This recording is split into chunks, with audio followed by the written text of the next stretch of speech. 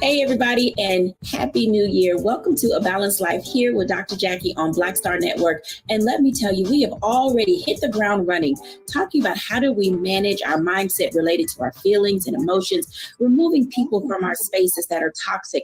But today we're going to talk about our money mindset and our relationship with dollars and cents. I know.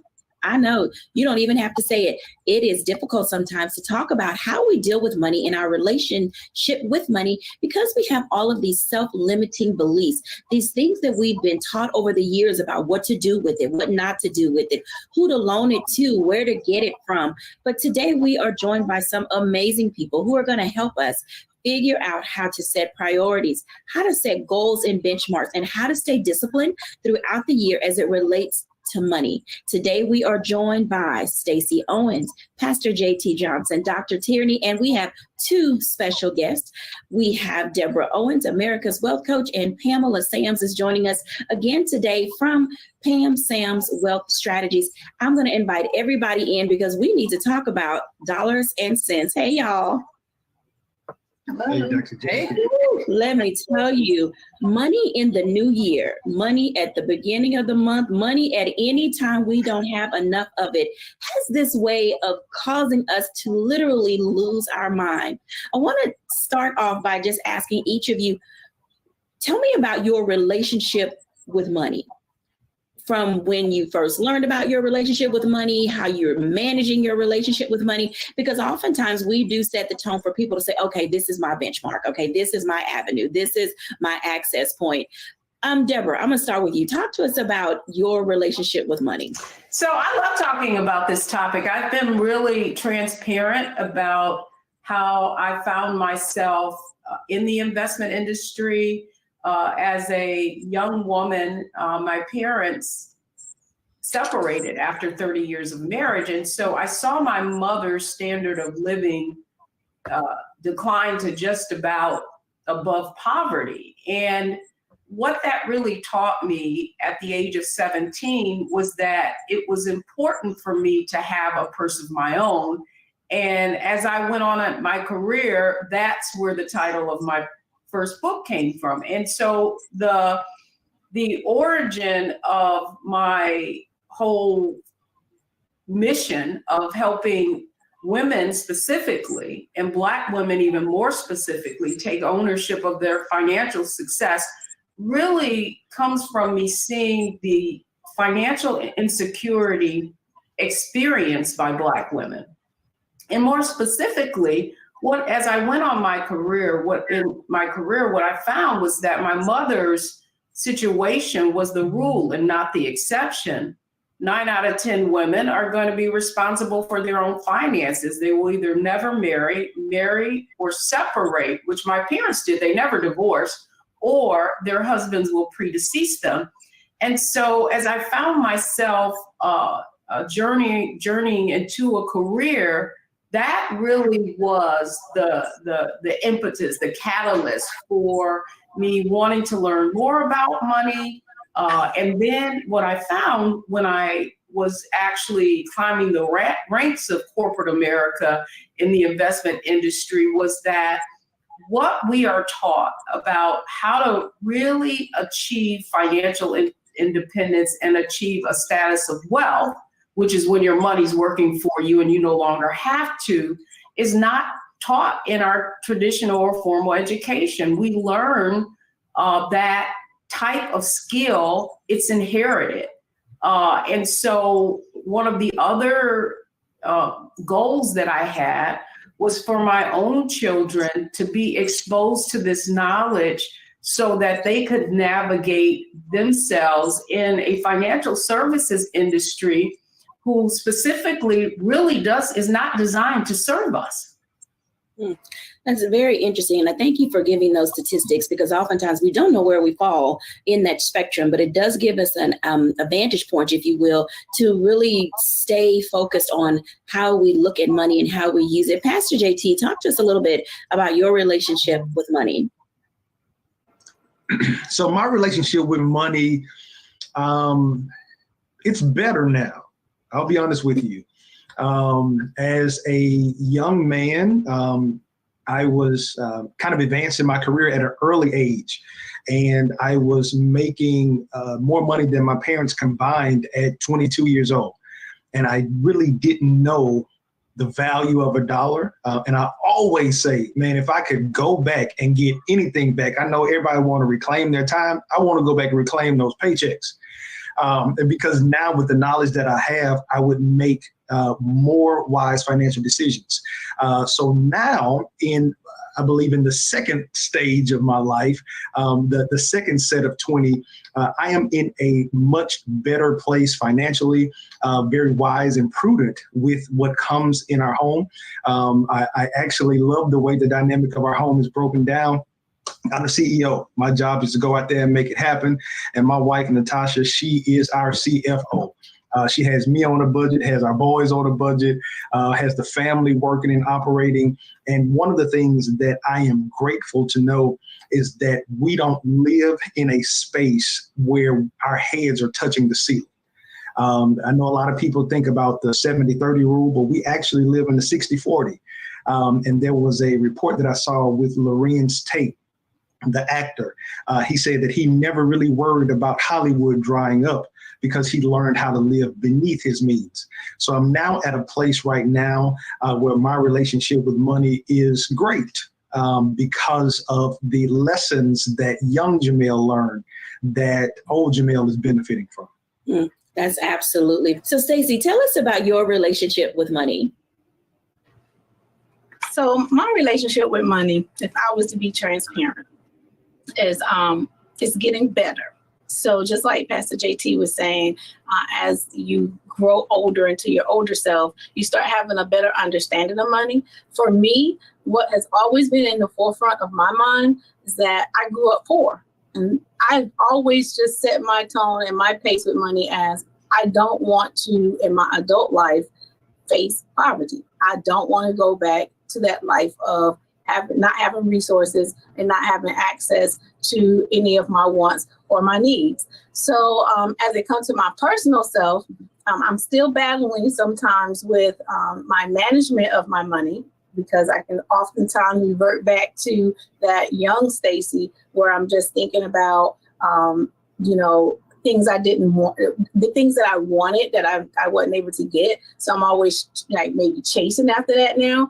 But I think that once I became the CEO of a company and I had to now budget millions of dollars, at first that was a little struggle for me, because I had taught kids about the number 1 million, but I have never had access to just spending or having access to $1 million or more. And so as CEO, I had to learn that from the accountability measures that's placed above us, because somebody above you in your company is always overseeing how you're spending the money. And I learned lessons from that. And then I try to take those lessons over to my personal life to say, okay, now I need to think about generational wealth. How do I position myself so that I have money or access or assets available for my children and my grandchildren. That part I'm still learning. I'm still getting better at, because just like Ms. Owen said, that is something that you're not taught. And no one ever sat down and taught me about generational wealth or savings or the importance of, for me, it was always have that drive, work to have the money so that you can get whatever you need and want. So it's evolving and it's getting better. Absolutely. Pam Sams, tell us about your relationship with money. Yes. My relationship with money right now is fairly good. It has not always been, but I grew up with my parents, part of what they call the Hope generation. So my parents were part of the early Depression when they were younger. So we always knew the value of $1. I would say they were a little bit frugal. Some people say they were more misers, but more frugal. And I remember growing up using, and I'm probably going to date myself, green stamps. So really, you would get the green stamps when you would buy something in the store, and you had a passport book, and then you would put that in there. And that's how we got a lot of the things growing up. So I kind of knew that earlier on. And then, of course, when I get to college, what's on campus? A bunch of credit card offers. So just to be transparent, I did get into a little bit of credit card trouble earlier on in my early 20s, and then start to learn a little bit more about money management when I got my first job, when I got married. And then, of course, I did explain to the viewers last time that the transition with my mother becoming a widow, and that transition when my dad passed away in 2001 allowed me to use some of the tools that I learned as getting my MBA in money management or financial management, and I was able to help her with that transition. And then started my career in financial services. And from there, of course, knowing all of the ins and outs of how money works and money mindset and how to teach others as well. And then, of course, teaching my kids about generational wealth and what they need to do starting early in their 20s has really helped out a lot. So I'm in a good space as it relates to my money. That's good to hear. And Dr. Tierney, talk to us a little bit about your relationship with money. So if I were to sum my relationship up with money into one word, that word would be respect. Growing up as an only child to my, single mother who had me very young, and we were living with my grandparents, we didn't have a lot. I had everything that I needed, but we didn't have a lot. As my colleagues have said, kind of growing up, just kind of making ends meet. I learned that money is something that is to be respected. It is a tool. I learned that we can't just be willy-nilly with our money. I learned that the very first lesson that my mother actually gave me with money was about tithing. When I got my first job, it was about being a good steward of what was given to me. Growing up the way that I did, being completely transparent, will tell you that I had a fear of being destitute, a fear of poverty. And so what I had to learn very early on as well was how to disconnect the emotions from my money. And having to tackle that fear, I was able to see and learn that there are a lot of emotions that could be connected with money. And so I had to tackle that very, very early on. And what that did ultimately was make me a very responsible person that respected money. In some cases, I'm very frugal. In some cases, I would say, hey, I want it, I'm gonna buy it. I work hard, but always making sure that everything that the priorities were always met. Right now, I'm in a space where I am looking towards what Deborah actually stated, looking at building wealth. I'm looking at trying to find ways for my money to make money for me, looking at different stocks, the dividends and things like that. How can I have that passive income coming in so that I don't have to keep working for my money, but I put it to work for me? So that's what I would say in terms of my relationship with money. It's one of just total respect. Absolutely. When we come back after the break, I want to talk for a moment about living paycheck to paycheck. Honestly, we all have to start somewhere, and that's a great place. We'll be back after the break.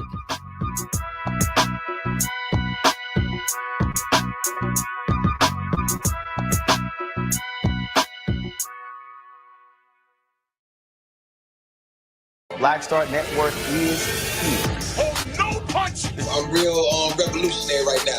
Thank you for being the voice of Black America. All momentum we have now We have to keep this going. The video looks phenomenal. See, there's a difference between Black Star Network and Black-owned media and something like CNN. You can't be Black-owned media and be scared. It's time to be smart. Bring your eyeballs home. You dig?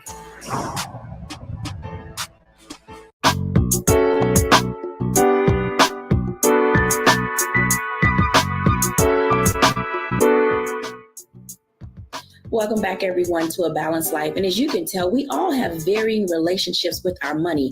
We love our money. We have our needs, our wants, and our desires. But one of the things that's important for us to understand is how money can be used as a tool, a vehicle, and a resource. I want to invite in Stacy, Deborah, and also I want to invite in Stacy, Deborah, and Pam for just a moment to talk about this way in which we deal with money when we're living paycheck to paycheck, but there's seemingly oftentimes not enough money to deal with the things that we have to expense. Ladies, welcome in. Thank you very much. Absolutely. Deborah as well, because when we talk about money and living paycheck to paycheck, and the reason I wanted Stacy on this conversation, because as a business owner, all of you are business owners, and I think we get into that space of not wanting to pay ourselves. And so living paycheck to paycheck looks a little bit different when we have a business to run. But Deborah, talk to us about that for a moment, because we have young people in college getting their first paycheck, graduating, getting jobs, high school students getting their first paycheck. What should their relationship be with that paycheck to paycheck aspect of their lives? Well, it is interesting in that I look at them as habits, and so much of it is mindset. And this is what I want young people to understand is that there's a difference between earning income and building wealth. And so the way I like to describe it in this way is that, people with a poverty mindset, they do have that paycheck to paycheck mentality. And so what is important is that you are able to transcend and move into the mindset of wealth. But there's certain, steps that you have to go through. So typically that poverty mindset is that paycheck to paycheck. Whereas the kind of poor mindset is that month to month, week to week living, right? Like whatever money we have coming in, that's what we're going to spend. Oftentimes people are managing their funds based on what's in there, whether or not they can take it out of the ATM. And then how most of us really were trained around money was to have what I call that income mindset or middle class mindset, right? Where we are able to pay our bills month to month. And if you think about it, that's exactly how we're sold products in terms of what we can afford in a car or what we can afford in a home. And then when we go up a little bit further, we're getting to that, maybe we've met what has been deemed financial success or that 6-figure income. Then we start having more of an affluent mindset where we're putting in our 401k, where our bills and our basic needs can be met, and we're operating in a budget. But beyond that, and that is the goal, and that is what I learned going inside of private wealth and high net worth families, is there's that wealth mindset. And that wealth mindset doesn't manage their money week to week, month to month, or year to year. They're really making decisions based on the long-term impact and acquiring assets like investments, like stocks, like building a portfolio with dividend stocks from generation to generation that they can then pass on. So to your original question around young people, it really is breaking through that poverty and poor mindset and begin to understand, as you so aptly put, Jackie, that money is a resource, and the ultimate goal is to be in a position where you have turned your income into wealth, and you no longer have to work for it because your money is working for you. I think that that's a place where we would all like to get to be, is our money, working for us. Pam, when you think about not just young people, but everybody in between, that living paycheck to paycheck comes with some certain amount of stresses and distress. How do you help people financially ease those types of discomforts when you have so little of that money so that you can build it? Mm-hmm. Yeah, I'm not gonna lie. Definitely money is very stressful for a lot of people, especially if they're living paycheck to paycheck. But like what Deborah had mentioned before, it's more of a poverty mindset instead of an abundance mindset. So I try to do mindset check first in terms of what do you need to achieve this month, but think about your long term as well, because that's how you create and you build wealth. Now, of course, you're in the day to day, and that's what you're stuck in, and that's the mentality that you have. But you do also have to have an abundant mindset as well. And I'm really a big proponent on budget, because a lot of times, what we say, we spend what we want to spend, not exactly what we want or what we need. So you have to go through a needs and a wants analysis, or things that you could be overspending on, or just straight out just spending money on things that you don't need in your budget, in order to free up some cash flow.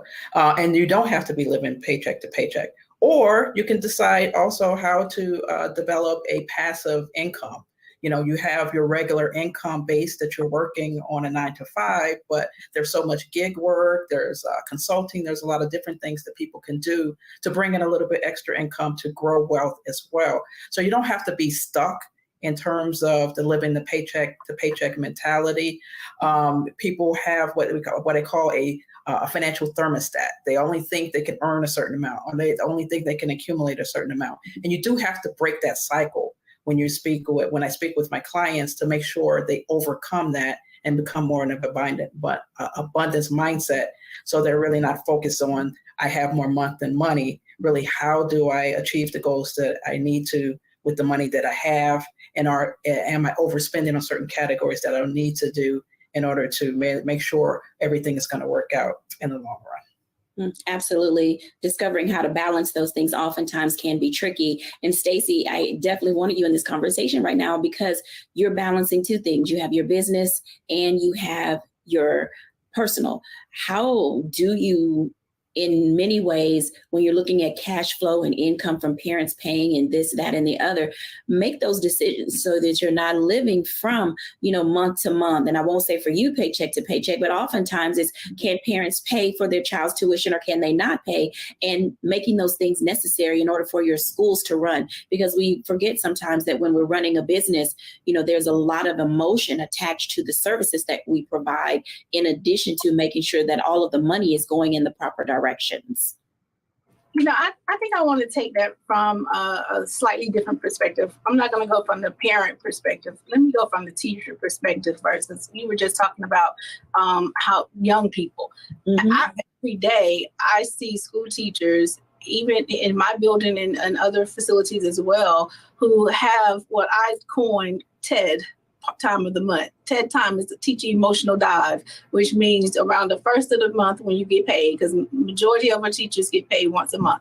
So at the beginning of the month when you get paid, you see their emotions are high. They're happy. They're eating out more. You see the DoorDash deliveries coming. They're interacting with the students in a great way. And then around about the 10th of the month, 15th of the month, now you've paid your bills. Your money's a little low, and you still got about 2 more weeks to go before you get paid again. And the last 2 weeks of the month, depending upon those teachers who haven't planned well, you start seeing, they're a little bit, their patience are running thin with the kids. Their emotions have taken a deep dive, because now we're starting to stress about, do I have enough gas to get to work? Do I have, enough money to, provide my lunch? Now you're seeing the lounge and the refrigerator is filled with lunch boxes, because now you're bringing lunch. And the money is attached to those emotional beings, because they're happier when we have the money, sadder and a little frustrated when the money is low. And we had to come in and say, let's take a look at that. Like, I'm not even in a position to be managing someone's money for them, but I had to have lots of conversations with my staff to say, let's just look through your budget. Let's look through, what are you doing with your funds? Because 30 days is a long time to go when you have to pay all of your bills, and then still have to live off of whatever is left. So are you living within your means? is there places that you can, make any adjustments to what you're spending for the month? And especially after the holidays, because now they have to wait 6 weeks to get paid. And I give a pretense at the beginning in December when I pay my folks, I'll be like, okay, guys, y'all know you got 6 weeks to go before you get paid again, right? So what are we going to do? Let's plan for that ahead of time so that we don't find ourselves, struggling and in that bad space. And we also taught our teachers how to use their gifts and talents. Like, can you tutor in additional to that? And that's a very even like thin conversation to have, because they work so hard, and a lot across the world, people are saying, well, teachers shouldn't have to go do other jobs and do other things to supplement their income. But, you should be trying to have, two flows of income. It's not just regardless. I have about 3 streams of income that I work from, only because I don't ever want to go back to that place of I can't do what I want when I want. So yeah, I think from a parent perspective, my parents don't have to pay to attend school, but you do feel their pains when they're not managing their money correctly. And I deal with an impoverished population. So a lot of my parents would come with that poverty mindset when it's surrounding money. That's why I wanted to go from that teacher aspect, because you do have to learn how to go from the poor mindset to the middle class mindset to the wealth mindset. It definitely is a mindset. I think that what you've stated gives us an opportunity to really figure out and discover what matters most and how we build our day to day and what we do with our money, what we don't do with our money, and how to keep it all intact, because it is, as Pam stated, very stressful. When we come back after the break, I want to have that conversation with Pastor JT and Dr. Tierney, because there is a scripture that says, do not be a lender or a borrower. And oftentimes we get into that space of dealing with credit and borrowing from family. And oh my God, that in itself is a whole nother world of hurt. When we're back after the break.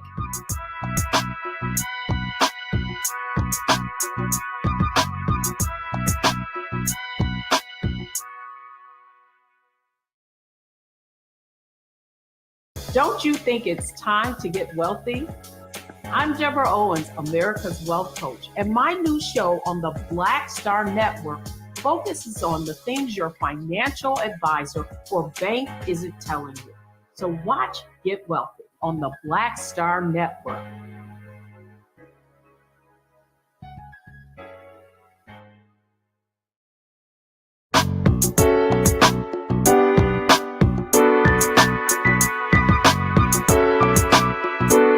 Welcome back, everyone, to A Balanced Life. And as you can tell, discovering how to use money to your advantage. And we work hard for it, so we want to spend it the way we want to.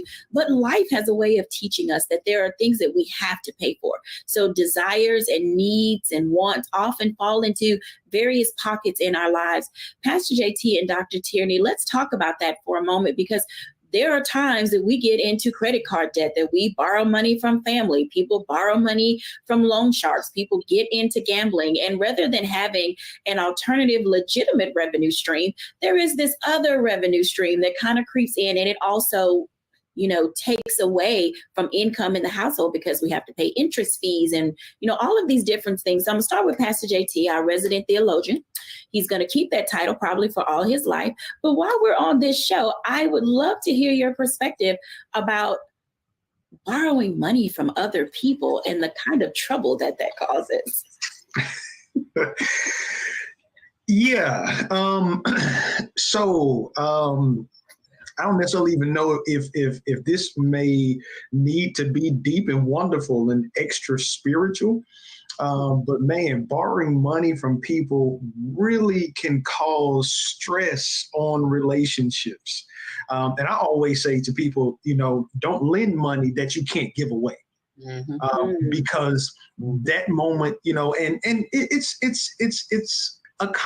complicated, like the relationship status selection on Facebook. It's complicated. You know how you have somebody that they have a totally different energy when they come to you and ask for the money. But boy, when you go back to ask them for your money back, whoa, it's a totally different response. And have really seen people lose relationships because of that, And one of the things that I would say is really kind of taking something that my dear sister, Dr. Tierney, said, man, that really stuck out with me. And I passed it on throughout the end of the year. And I brought it with me into 2023 is don't make somebody else's emergency your necessity. And a lot of times I believe that we are so empathetic and we sympathize with so many people that a lot of times we find ourselves being lenders to people that really have bad financial habits. Mm-hmm. And so I believe from a wisdom standpoint, we have to stop being other people's enablers, and then really cause them to come back and look at their financial landscape and really see how can you avoid being in this space again next month on the 15th. And then next month on the 15th, and really start making some wise decisions. So now as it relates to borrowing, I would take somebody or you to a place that you need to borrow. Ask yourself, would you lend the money to you if it was you? And if you can't even trust yourself to give yourself the money, you may not want to be upset when somebody may have to tell you no. I think, would you loan yourself money? Man, that's a hard question to ask. Dr. Tierney. So as JT was just talking, I thought about that scripture. If you teach a man to fish, then he'll never go hungry, as opposed to giving him a fish. My mom, I guess, took that scripture really to heart, and I appreciate her for doing that, because she was really quick to tell me, this is my money, this ain't your money. You better go figure it out. Then figure out what you got to do. The other thing she would tell me all the time is, I got your back, but you got to have your front. So there was never a time in me, in my teens, 20s, struggling college student, that my mom swooped in to give me what it is that I needed. Because at that point, if I had to go and ask her for something, she knew that by that point I had exhausted all of my resources. And the point that I'm making with this is that as sometimes, as Pastor JT said, the enablers, we have to understand that we can be enabling people to be entitled. I once had a client one time that said to me, well, they just being stingy. I know they got it. It's not your job to count anybody else's paycheck. It's not your job to be entitled to what anybody else has. It's not your job to, just because they've worked for it or they have it, or that's your sister or that's your cousin or that's your mom or whoever it is in relation to you, that does not entitle you to whatever it is that they have. I love what Pastor JT said about not borrowing or lending anybody anything. I follow that same philosophy. If I give you something, I'm giving it to you. I'm not expecting it back. I don't give anything that I'm actually going to need. So I may say to you, no, I don't have it. That doesn't mean that I'm not able to pay my bills. That means I don't have it to give to you. And that's where that line of respect has to come in, because you have to respect my boundary, my financial boundaries of what it is that I am doing and setting up with my money and my goals and the wealth building process that I'm on. If you are in a poverty mindset and all you want is somebody to continue to enable you, that's not her.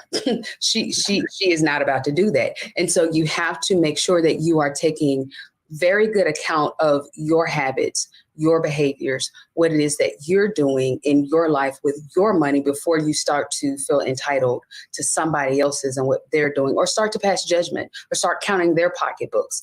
You never know what a person has or doesn't have. So that's where that respect piece comes in. And we have to stay in our own financial lane. Let's talk about that for a moment, because the family bank, because when one person in the family makes it, they make it for everybody. So let's talk about that for a moment. How does being the family bank impact the individual who is constantly giving to other people? Because at some point, your income will not always be at the level that it is. So now you're no longer preparing and saving. Pastor JT. Yeah, and what I'm going to do is really pull from Dr. Tierney's mom. So for lack of a better term, I'll call her Mama T. She really, I think, defined the parameters in which we should operate. Now, if there is an issue, or if there's a problem that you are looking to assist a family member with, and this literally may be a hand up, and not a handout. Mhm. That's a totally different situation for me being the personal financer for you to go and have a night out on the town on my dime. I believe that that does not constitute me having to now fund your fun while I'm having to sit at home and I have to go and be the breadwinner for the family. So I really believe, and that is an issue that's pervasive in our community. That's why so many professional athletes end up going broke, because the first check that they get, they feel that they have to put everybody on. And it just feels like an old BET Hip Hop Awards where one person wins the award and 50 people come to the stage. And that's the mentality that a lot of people have adapted. But I believe that if we go in believing that if I am going to be a help to my brother or a help to my sister, literally and maybe figuratively, and help them out of a situation versus being a person that's always having, as Ms. Owens said, your purse open and everybody always has access to your purse, because there's going to come a time when that purse is going to end up being empty. And you have, and I keep leaving with these questions, but you have to ask yourself the question, can the person that I have literally given all of the contents of my purse to come back and be the person that can replenish what they took out? And so if that's not the case, now we both gonna be sitting broke. Somebody gotta have some money, and it's gonna be me. Dr. Tierney. Absolutely. And this just, it goes back to the conversation of boundaries. You know, we cannot expect, if we have a family member that is well off and does well for themselves, we can't expect that they're just going to give us a handout. You know, that's actually, as I see it, an opportunity, as Pastor JT said, for a hand up. You know, if you want to start a business, you know, hey, give me, you know, $10,000. I want to start this business. Okay, let me see your business plan. Let me see your structure. Let me see, you know, the partners. Let me see the vendors that you're going to be working with. Approach me just as you would a bank. Just because I'm your cousin, sister, friend, approach me just like you would to the bank. You wouldn't go up there to Bank of America and just say, hey, give me $10,000 and expect them to give it to you. You know, and so that's where the person that has the money has to set the boundaries and not be afraid that, oh my God, they're not going to like me. Oh my God, they're going to be upset with me. I won't be invited to the family picnic. If that is the grounds for which you get kicked out of the family, then we have a bigger conversation than just a financial conversation, you know? And so that's where that person has to stand on their own too and say, you know what, I'm actually going to help you. Even if you feel like I'm hurting you or being selfish, I'm actually helping you. And I'm doing this in love, because high tide raises all boats. If I win, I want everyone around me to win, but let me show you how I won. Let me show you the sacrifices that I made. Let me show you the times that I didn't go out and I invested in this stock. Or let me show you the times that I put this money to the side that y'all didn't know about as to why I was bringing my lunch. Let me show you that, because I sincerely want you to win. And for me to help you to win, it means that I might have to tell you no and not give you this money. Absolutely. When we come back after the break, we're going to talk about a mindset check. We'll be back in a moment.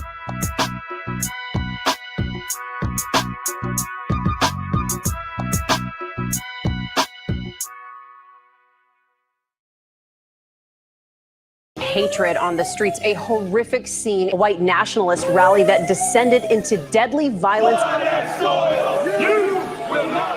White people are losing their damn minds. As an angry pro-Trump mob storms the U.S. Capitol, we've seen shooting. We're about to see the rise of what I call white minority resistance. We have seen white folks in this country who simply cannot tolerate black folks voting. I think what we're seeing is the inevitable result of violent denial. This is part of American history. Every time that people of color have made progress, whether real or symbolic, there has been what Carol Anderson at Emory University calls white rage as a backlash. This is the rise of the Proud Boys and the Boogaloo Boys. America, there's going to be more of this. There's all the Proud Boys, guys. This country is getting increasingly racist in its behaviors and its attitudes because of the fear of white people. The fear that they're taking our jobs, they're taking our resources, they're taking our women. This is white fear.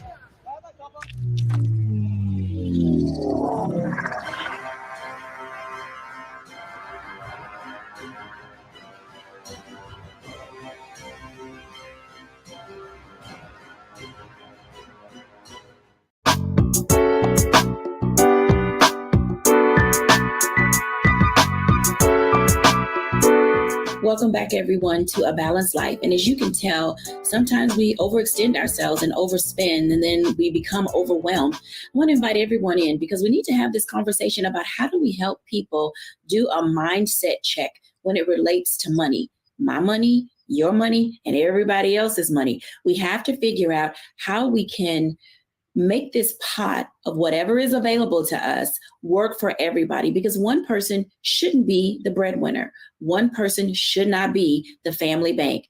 Hey, everybody, let's talk about that for a moment in this next block, because, having this mindset check before a person asks you for money, how do you feel about them trying to figure out where they would get it themselves? I'm start with Deborah, because, this is that space where we're saying, what does my purse look like right now? And what's in it? Do I want to give it away? Is it worth it? Well, I love this topic. Every quarter or so in Wealthy You, what we do is our challenges. And so we have a 5-day challenge, and it really is about cleaning out your purse and cleaning out your wallet. And the challenge is designed for you to get into the right mindset. But the truth is, you cannot change what you will not acknowledge. And so the first thing we do is we talk about the difference between a poverty mindset and a wealth mindset, and help people really do an assessment around what is your mindset. But the second day is the most important of all. And that's when we do a financial makeover, where we actually have you go look at 3 bank statements and look at where your money is going and whether or not that money is serving you. Quite often, we have everything we need to be everything we need to be. It's simply that we're not managing our resources. So it's not about resources in many, many cases.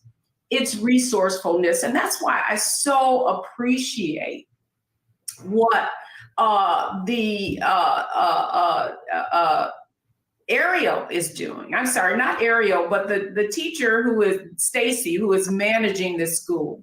I love going into companies and really helping them feed their employees with the knowledge that they need so that they can better manage their resources. So that's what it's about.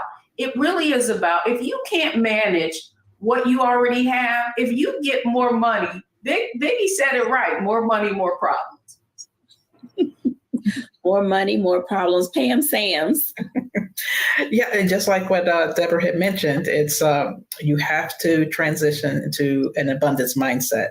As I mentioned a little bit earlier, is that we tend to have what I call a financial thermostat. If you're going to earn the same amount of money, that's why a lot of lottery winners, once they win money, they reset back to where they were before because they never had it before. So you have to make the adjustment, and you do have to do the assessment, as Deborah had mentioned. I do at the end of each year for my clients, I tell them to fill out a financial report card. How did you do for the year? Give yourself a grade, A through F. Hopefully it's not on the F end. Hopefully it's closer to A. But if it's closer to the end of the spectrum, the D's and the F's, what do you need to be doing differently this year? Take an assessment of where you are and where you want to be, and then write out a game plan on how you're going to get there. That's the key, is really acknowledge where you are. If you want to do, you can't do the same thing that you have been doing to get to a different spot. You got to do something different. And so you need to put down what you want to achieve, how you're going to do it, put your goals in place, and then you get to it from there. But you do have to change your mindset to, if you're going to do something different, if you want something different, you got to do something different. Absolutely. Stacey Owens. I would say, again, I'm not the financial guru, so I like to work on the whole personal self. So let's figure out, do you have a growth mindset or a fixed mindset? So whatever job you're in, whatever career you're facing, are you content with where you are right now? And if you're not content with your spending or content with the abundance that you are attracting to you, then let's think about what's your 5-year plan? What's your 3-year plan? What's your plan for tomorrow? And usually when I find that we're dealing with people who haven't even thought about what they want to do next, or how they can improve, or how they can change, or how they can attract anything else, that's when I start helping them to see that, okay, well, right now you're in a fixed mindset. And as long as you're there, you're going to stay there. So now what are some things you can do to help change your mindset to growth? How can you improve? What else can you bring to add value to your personal self that will transcend over to your financial self? Absolutely. Pastor JT.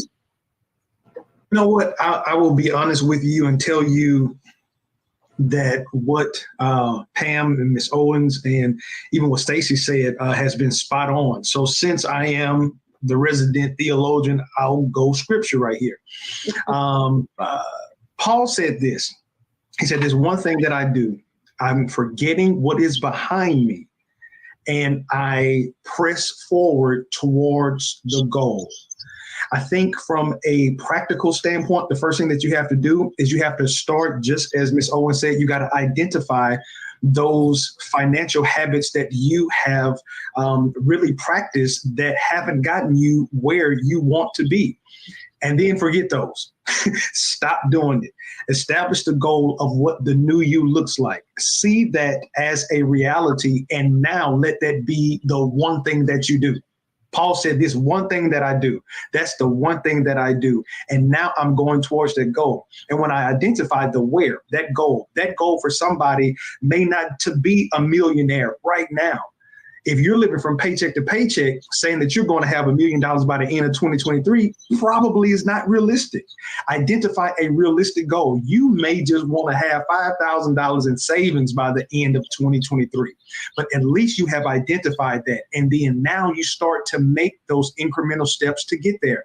You start changing what you're doing. You start changing what you're listening to. Maybe start listening to some podcasts that's talking about money and wealth and money management. Start living on a budget. Stop living from paycheck to paycheck, or stop living with the lottery mentality that every time you get a paycheck, ching, ching, we going balling. Put them crab legs up and go and make some peanut butter and jelly sandwiches until you get to a space to where you're able to see your money. Absolutely. I think that was so well stated and with such passion and fervor. Dr. Tierney. Y'all better put those crab legs up and get that peanut butter and jelly. It tickle me. So I wanna back it up a bit because we're talking about things like setting goals. We're talking about things like making a budget. We're talking about things like setting a financial plan. But if you are just kind of coming off the couch, if you will, in the financial aspect, all of those things might seem very daunting to you. Oftentimes we repeat the patterns and behaviors of our parents. So likely you're repeating the financial habits and patterns that you saw, your parents do. And more often than not, the people that are around you have similar same financial patterns and habits. So the thing that I would say is get around some people that are doing what it is that you ultimately want to do. You're seeing them maneuver in their lives, in their finances, in every aspect of their life, in the way that ultimately you want to. Start asking them those questions. Hey, how did you do this? Hey, how do you stock market? Okay, what are dividends? What are NFTs? And explain it to me like I'm in kindergarten, and really start asking the questions, because we don't know what we don't know.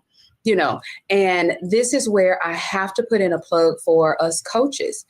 Get you a coach. Get a financial coach. Sit down with someone and say, hey, I want to be transparent and vulnerable. Tell me what it is that I don't know. Oftentimes we walk around like, I ain't telling nobody my business. I ain't telling nobody how much money I make. And you're going to be stuck right in the same place that you are right now. We all need help. So invite people into those spaces. Let someone help you make a budget. Let someone help you to clarify your goals. And that is the first step that you can take in this new year to start actually moving the needle forward in your finances and in every area of your life. Absolutely. I think each of you have given our audiences things that they can begin to start with to give them an opportunity to figure out how they do a mindset check related to their money. I'll give my reflections when we're back after the break.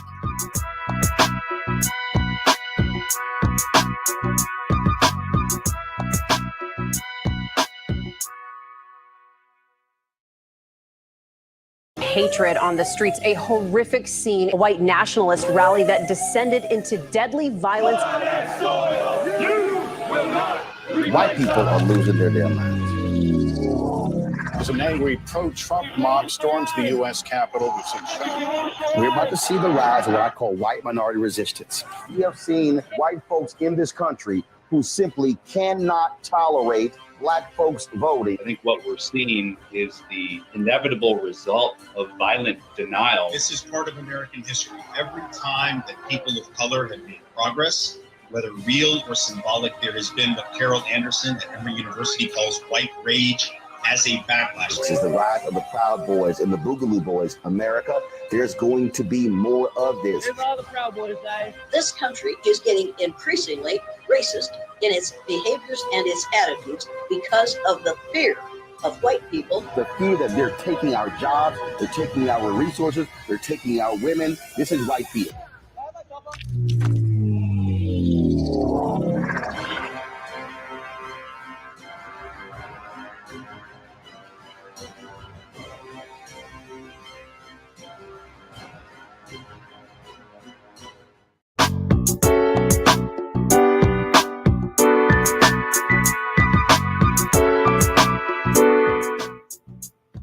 Welcome back, everyone, to A Balanced Life. And as you can tell, learning how to manage your money begins with you. So I'm going to give you my 5 things, and the acronym is MONEY, as it relates to how I manage the things that are important to me. M is make time to address your own emotional feelings about your money. You have to make time for those things that matter. O, take ownership of how you spend your money. That's spending versus saving. N, never loan out what you may need later. E, take time to experience life. You work hard. Use your money for things that matter to you most. And why? You make decisions related to your money. People can help you. They can guide you. They can give you direction and instruction. But at the end of the day, the decision belongs to you. I hope that something that we have said today will allow you to have an opportunity to really figure out, to get a baseline, to begin to balance how money will work for you in the new year. Bye now. And once again, Happy New Year.